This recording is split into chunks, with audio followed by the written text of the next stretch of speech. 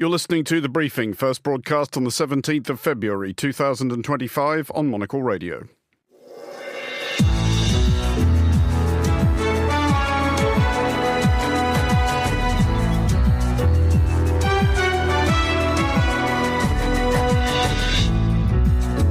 Hello and welcome to The Briefing, coming to you live from Studio 1 here at Midori House in London. I'm Andrew Mueller. Coming up on today's programme. Many leaders have talked about Europe that needs its own military, an army of Europe. Will European leaders meeting in Paris agree with the call of Ukrainian President Volodymyr Zelensky for a European military force? Is Israel trying to redraw its ceasefire agreement with Hamas? Has the US State Department signalled a shift in position on Taiwan? Later in the show. EU is setting rules that impact German industry, that impact Germany's economy. And for the first time in decades, Berlin isn't calling all the shots. The first episode of this week's series looking ahead to Germany's election, and we'll find out why any jeans-wearing listeners might shortly find themselves fashionable. That's all coming up right here on The Briefing on Monocle Radio.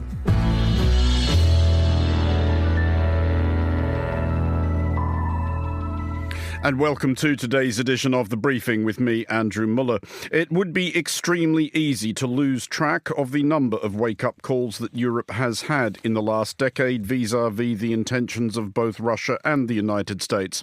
It may be the case that Europe has heard the latest, which came in the form of US Vice President J.D. Vance's somewhat abrupt address to this past weekend's Munich Security Conference, and the subsequent announcement that US Secretary of State Marco Rubio would travel to Riyadh to meet Russian counterpart Sergei Lavrov. President Emmanuel Macron of France has convened an emergency meeting of European leaders in Paris. This should come as no surprise. He has in the past called for the formation of a true European army, urging Europe to take responsibility for its own defence. Pierre Heilbronn is France's special envoy for Ukraine's relief and reconstruction, and he told Monocle's Carlotta Rebello what that might look like in practice. We are talking first about the defense potential of Europe, and that requires obviously more harmonization, looking beyond the pet project of each member state. It's also how we can ramp up production, how we can use all the financial means also to give more previsibility to the defense industry, to invest on more production lines. So that's a second dimension. The third dimension is presence on the ground through an international capacity. It can be also for training, for maintenance of also the equipments which have been delivered and will be delivered. Having, for example, maintenance centers in Ukraine or close to Ukraine would help a lot. It avoids also long transportation when these materials have to be revised or equipped in a new way.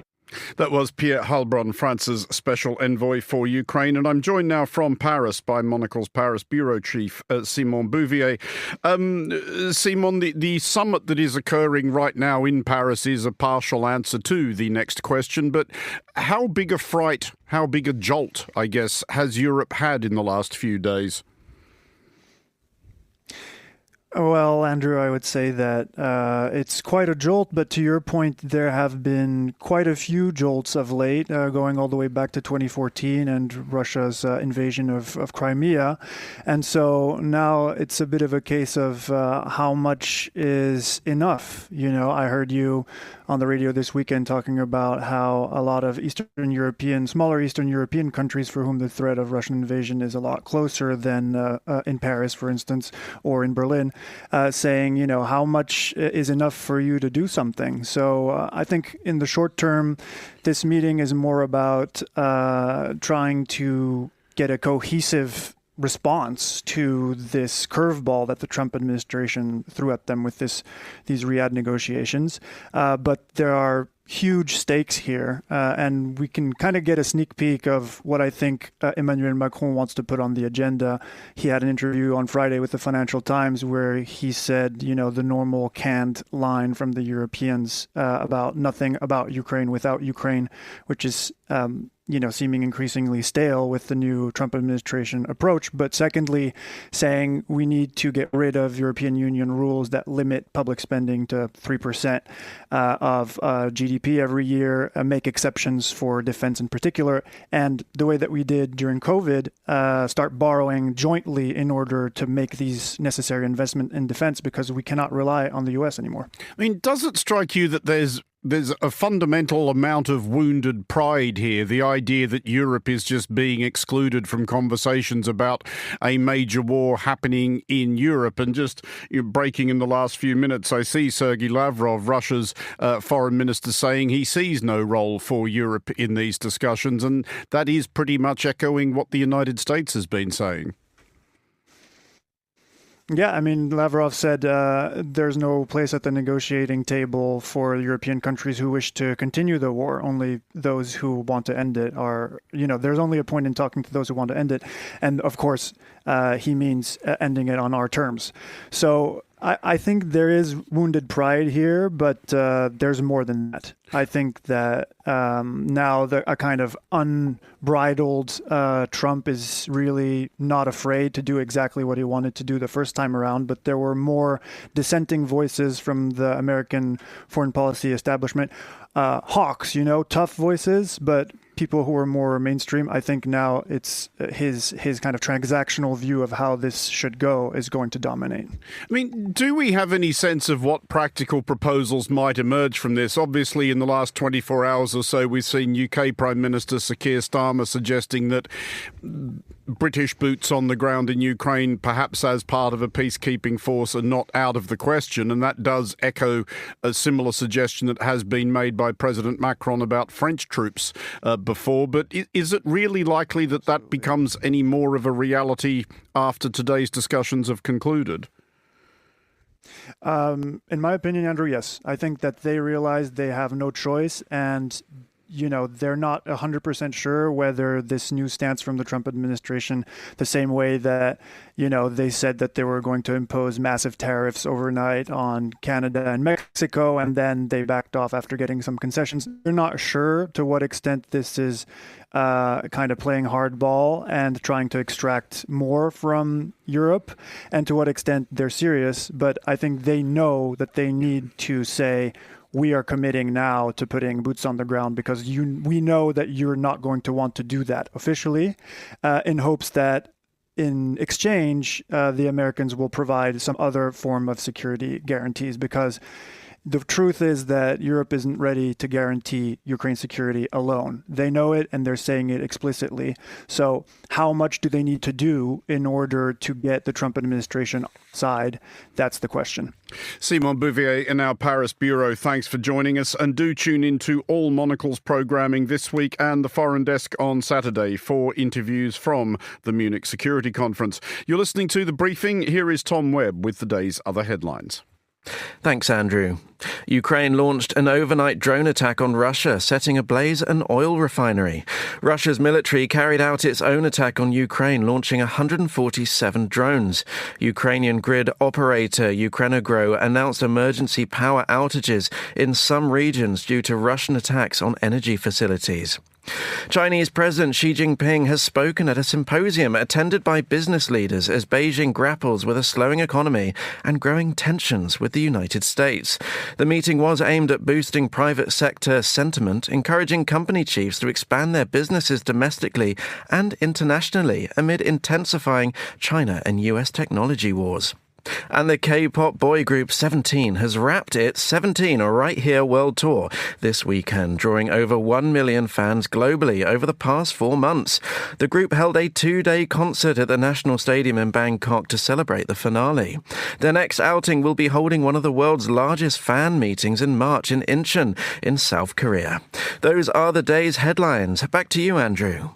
Thank you, Tom. You're listening to The Briefing on Monocle Radio, and while the foreign ministers of the United States and Russia travel to Saudi Arabia to discuss Ukraine, representatives of Israel and Egypt are discussing the conflict nearest them, closer to home. An Israeli team has gone to Cairo to look at the continuation of the ongoing ceasefire between Israel and Hamas in Gaza. Well, I'm joined with more on this by Monocle's Middle East correspondent Layla Milana Allen. Layla, first of all, to the ceasefire itself, it is still more or less holding, isn't it? It is more or less holding, but there has been so much back and forth. I mean, over the last 2 weeks, there have been so many times when it could have failed. Essentially, what happened was on both sides, people started to get cold feet. So initially, when the female hostages were being released from Gaza, they were physically in good condition. They looked like they had been physically well treated. And then the first round of 3 male hostages were released, and they looked very, very different. They looked emaciated. They looked like they had been starved. And they said that there were other male hostages being held underground in Hamas tunnels, shackled. This meant that a lot of the Israeli population panicked. There were big protests in the streets of Tel Aviv and Jerusalem demanding that all the hostages must be released now. On the other side, Hamas started to say that Israel was not abiding by the terms of the ceasefire on the aid part of the deal, which they were correct about. Only about 2/3 of the aid trucks that were supposed to be allowed in were allowed in. A lot of the fuel wasn't allowed in. And very importantly, none of the tents and sort of mobile caravans that were supposed to be brought in to house Gazans while their homes, which are in rubble, are being rebuilt, had been allowed in from Egypt and Qatar. So Hamas started to say they would not release the hostages until this was abided by. Now, the last round were released eventually at the last minute, as were the Palestinian prisoners in return. But now there's concern again that it might fall to this weekend. There's a sort of stage each Saturday when 3 hostages are released. In return, prisoners are released. There are 6 living hostages in this deal left to be released, as well as 8 bodies. There are supposed to be 3 this Saturday, but the negotiating team that has gone to Cairo today wants all 6 living hostages to be released this Saturday, rather than waiting for the next 2 weeks till the end of this phase of the deal. Layla, we were talking at the top of the show about the alarm that has been occasioned in Europe by recent intemperate pronouncements from the new US administration. Has the same effect been discernible in the Middle East, specifically with reference to Donald Trump's ideas for turning Gaza into a holiday resort? I mean, it's less alarm and more absolute horror and shock. Initially, the response was, well, how ridiculous and absurd from all Arab leaders and people in Arab nations. An absolute impossibility. What a joke. What a silly thing to have said. And then when it became clear that he actually wanted to push forward with this idea, and even more so now that some of the Israeli administration, including Netanyahu, seem to be getting on board with this idea, that has started to turn into panic and anger. Now, this is a very, very clear breach of international law. This is called forced displacement. This is ethnic cleansing. The idea of forcibly removing a group of people from a particular ethnicity from their land against their will is ethnic cleansing, and that is by any measure against international law. Now, the problem here, of course, is that the Trump administration has shown very clearly that it doesn't really care about international law in the same way that Netanyahu's government has shown in the last year and a half as well. Netanyahu was the first international leader invited to Trump's new administration's White House when he currently has an international criminal court arrest warrant out against him. Now, of course, the US isn't a signatory to the ICC, but still to so flagrantly invite him to the White House in that position was a very clear statement that they're not interested in abiding by international law as it stands. Now, of course, that, again, as I say, has created a lot of panic because the idea of international law is that everyone abides by it and there are certain things you can't do. If some major world leaders, including, the leader of the free world, as he continues to call himself, think that that's not necessary, we're suddenly in a position where potentially he really will try to do this. So that's creating a lot of concern. And so some of the heavy hitters in the Arab world are starting to stand up, including, of course, MBS in Saudi Arabia, to say, this is an absolute red line for us. But one thing that we know that the US absolutely is doing is resuming shipments to Israel of the Mark 84 bomb, which, to bring our listeners up to speed, is not a weapon known for its subtlety. This is an unguided 2,000-pound bomb which would cause colossal colossal damage if dropped into any urban environment. What signal is being sent here by the US? This is a very clear signal. Now, look, when the ceasefire deal went through at the beginning of January, it was Stephen Witkoff, Trump's envoy, that actually pushed it through, even though Trump hadn't quite come into power yet, because Biden simply had not been willing to put the pressure on Netanyahu to agree to the ceasefire deal he didn't want to. And Witkoff very simply said, look, President Trump, when he comes in, is not going to give you anything else. He wants this ceasefire. He doesn't want this war to continue.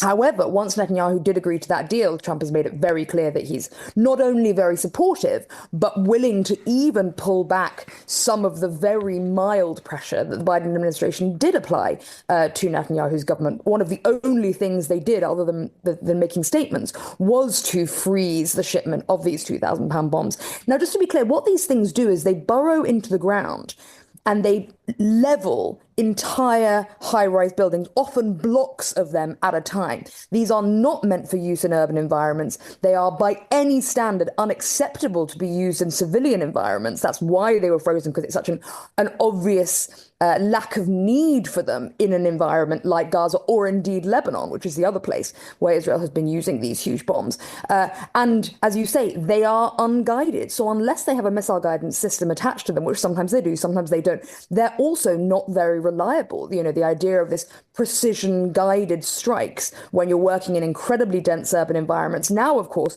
they're often working environments in camp environments where people are living inside canvas tents, which, as we've seen previously, catch fire very, very quickly when these kind of bombs hit. So there's a very clear indication from the Trump administration here that they essentially are going to give Netanyahu and the IDF a completely free hand here. Layla Milana Allen, thank you as always for joining us. You're listening to The Briefing.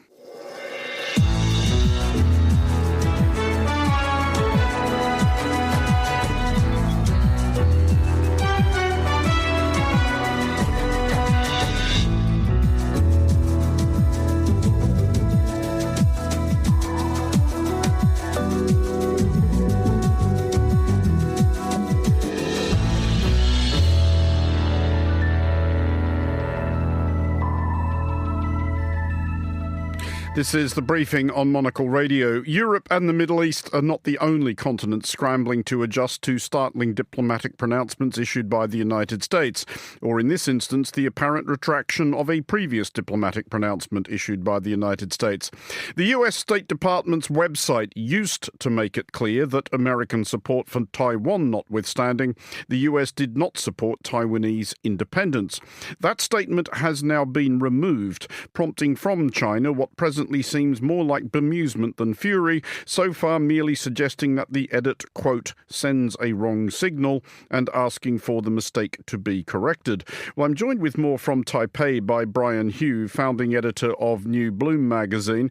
Brian, first of all, is it clear what has actually happened here? The State Department's official line is that this is a routine update, although given what we understand of the chaos being wrought in American government institutions by Elon Musk's minions, somebody might have done it by accident.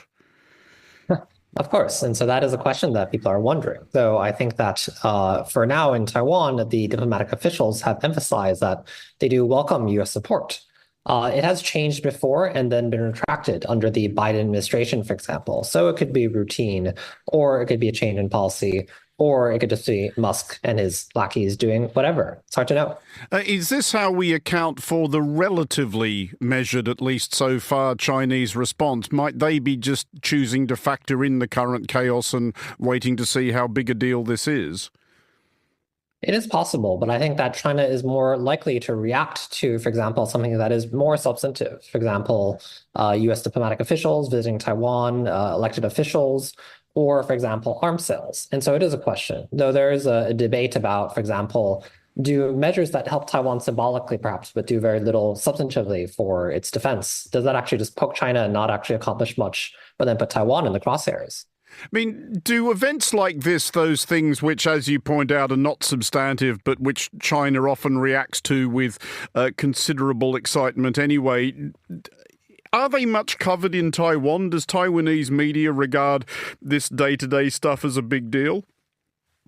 I think it often depends. It depends on the news cycle in Taiwan, of course. If there's not a more pressing story, sometimes.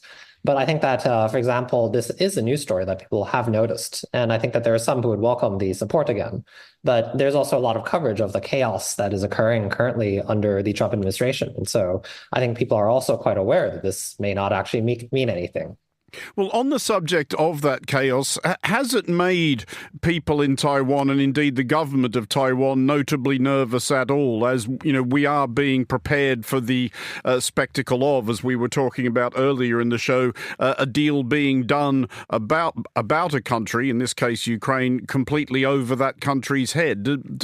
Are Taiwanese people starting to worry that is this what's awaiting us? I think so, because that was a concern during the first Trump administration as well. Would he unpredictably try to trade off Taiwan to secure some kind of deal in a negotiation with China? Particularly the comments by Trump attacking Taiwan as having stolen the U.S. semiconductor industry and saying that he will tariff Taiwanese semiconductors. That's prompted some concern, not necessarily from industry because of the fact that this doesn't actually make sense for the U.S.'s own economic interests, but it shows his attitude towards Taiwan, and it could be actually combative, despite other times being supportive. He flip-flops, of course, as we all know. And we should close by talking about another one of those things which may seem to everybody but China like just not a big deal at all, but which China does tend to make into a big deal, which is that Japan's Justice Ministry has made a small adjustment to the list of nationalities it recognizes. Absolutely. And so this is also to be seen because this would perhaps be another symbolic move in support of Taiwan. For example, Japan's representative office to Taiwan, the name was changed in 2018, and China was not too happy about that, emphasizing, for example, Taiwan-Japan ties rather than East Asia. And so it is also to be seen, but it may be that China is more focused on, let's say, military matters, if there's military cooperation or economic cooperation. But was that, do you think, just further on this, perhaps a deliberate jab at China by Japan? Japan has issued a clarifying statement that says just because we acknowledge a nationality doesn't mean we necessarily acknowledge the nation. But they can't have been in any doubt that China would bite. Yeah, absolutely. And so I think it is also a question, but I think we really should focus more on if there's a larger, more concerted shift in Japan's policies towards Taiwan, if there is a stepping up of support of Taiwan. But I think also important to note is that Japan is aware that Taiwan is also something that the US is concerned about. And so maybe perhaps this is an attempt to be in line with Trump administration policy. Japan is certainly also guessing what Trump 2.0 will be like.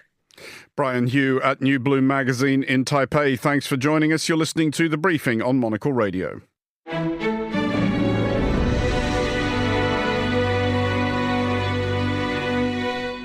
This is The Briefing on Monocle Radio. Time now for the first episode in a series on Germany's elections that will be running throughout this week ahead of the country going to the polls on Sunday. Today we hear about the country's current Chancellor, Olaf Scholz of the Social Democrats. His lacklustre leadership style and collapsed coalition were what led Germany to this point. Nina dos Santos reports now on what Scholz has meant for Germany and its place in Europe. 2022 markiert eine Zeitenwende in der Geschichte unseres Kontinents. Olaf Scholz had only been Germany's chancellor for a couple of months before Russia invaded Ukraine, but initially he appeared to be ready for action. There had been a turning point, he told the Bundestag, and Berlin would have to play a more active role in Europe's defence. Scholz's famous speech was initially warmly received in Brussels, but 3 years later, many there rue the day a leader promised so much, only to deliver so little. Zeitenwende haben Sie das genannt. Now, Scholz's absence in Europe is costing him on the German campaign trail. Zeiten ohne Wende geblieben, Herr Bundeskanzler. In a debate last week, Scholz's centre-right opponent, Friedrich Merz of the Christian Democrats, accused the incumbent of being the most negligent chancellor he'd ever seen in his dealings with Germany's neighbours, whilst Scholz shot back that Merz would take the EU to its grave. Merz's allies in Brussels have long accused Scholz of being mentally absent at the bloc's many summits, and it's pretty clear he won't be much missed. So where exactly did it all go wrong? Here's Sarah Wheaton, Chief Policy Correspondent at Politico Europe. Germany is a huge member state, so it's always been very powerful, always been very influential. But during the Scholz chancellery, it's really kind of seen a dip. And it's nothing personal against Scholz, but the reality is that his coalition is very unstable. And so we've not only seen a loss of leadership from Berlin, but we sometimes even see them essentially having to abstain in major decisions because they cannot get their act together internally. As the EU's biggest economy, with a population of 85 million, Germany has always had an outsized say on matters elsewhere. Alongside the next most powerful member state, France, the two countries had always helped to steer the EU's 450 million citizens through the bad times, through the bailouts and through the big crises.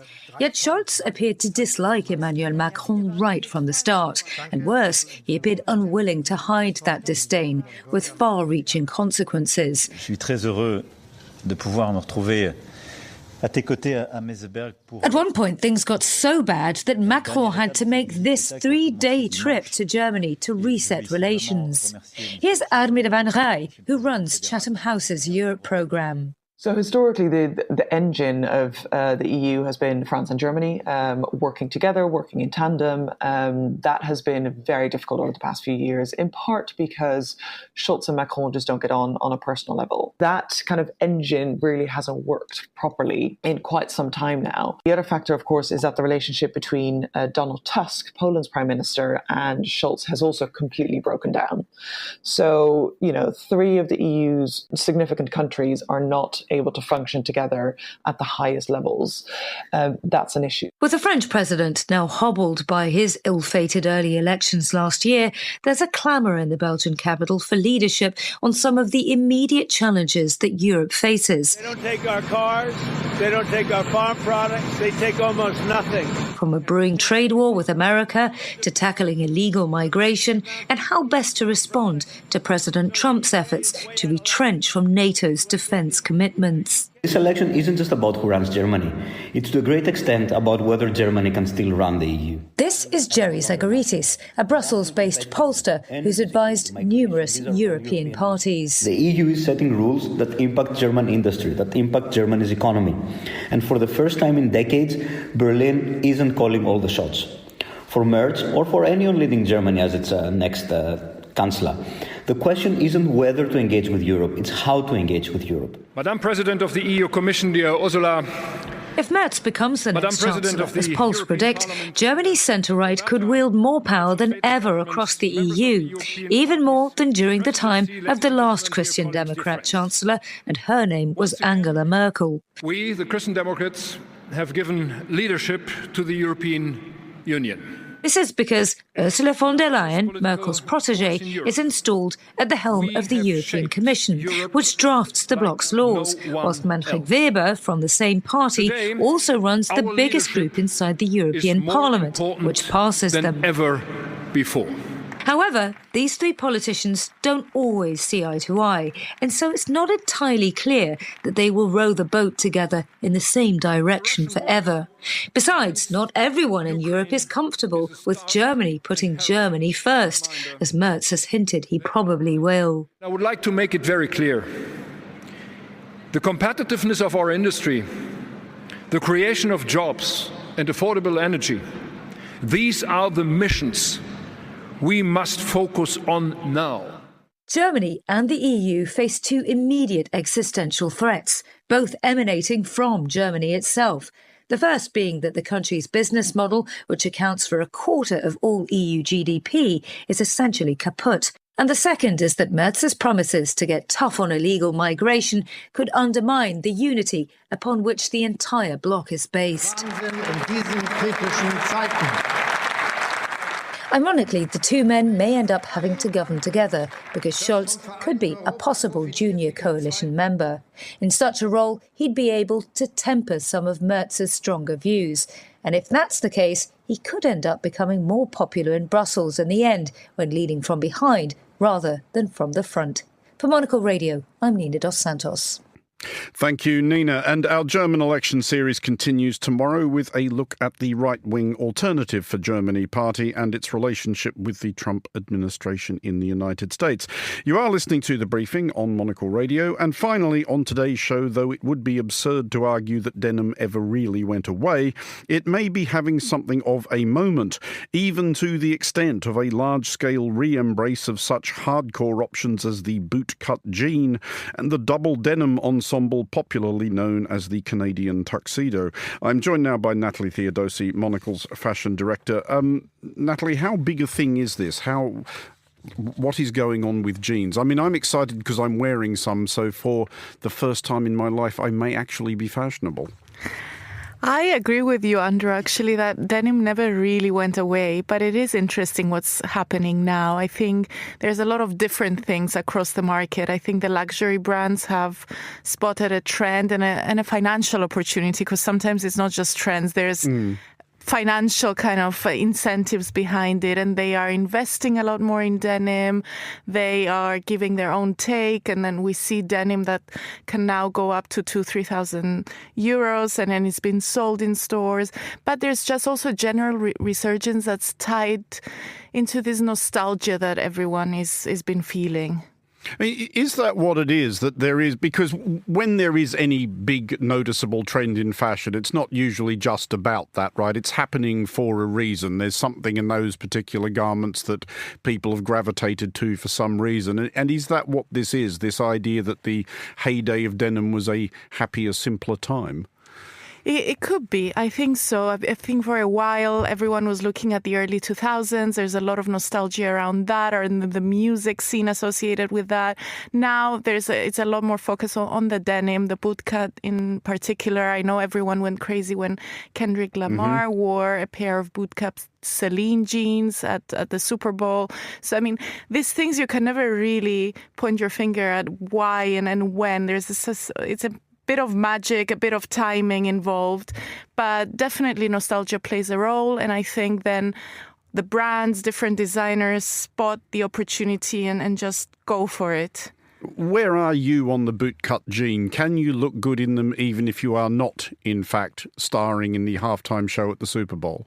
You know what? I have an issue with flared jeans. Because this is borderline, right? Exactly. And there's a big debate even after Kendrick Lamar wore that pair of Celine jeans. Is it bootcut? Is it flared? I think bootcut, for me personally, is just about acceptable. I wouldn't go for a flare.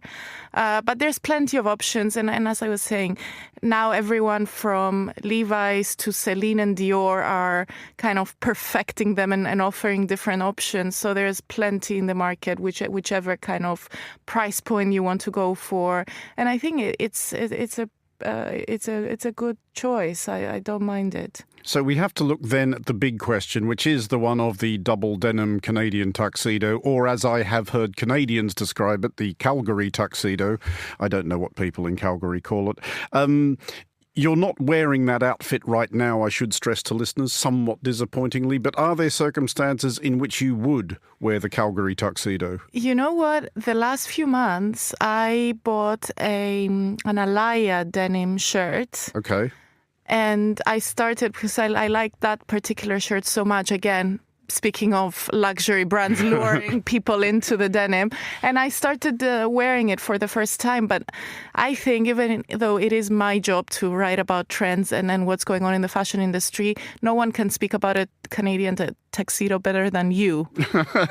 I don't think I've gone full-blown Canadian tuxedo in some considerable time. I'm not actually sure I presently own a denim jacket. Maybe now is the time to really go for it. God, I see you in denim shirts a lot. See, that happened fast. 4 minutes ago I was fashionable and now I feel like I've missed the boat. But just finally, for anybody listening to this and thinking, I am going to dare to do double denim, would you have any advice for them?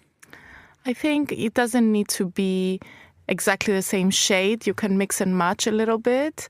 And I would say don't fall for kind of the trap of now seeing all the big luxury names trying to jump into the trend and going and overspending on something. I think vintage Levi's, Japanese denim is kind of best in class, and that's what I would go for if you want to try the trend. Natalie Theodosi, Monocle's fashion director, thanks for joining us. That is all for this edition of The Briefing. It was produced by Hassan Anderson, our researcher was Maisie Ringer, and our studio manager was Elliot Greenfield. The Briefing returns at the same time tomorrow, midday London. I'm Andrew Mueller. Thanks for listening.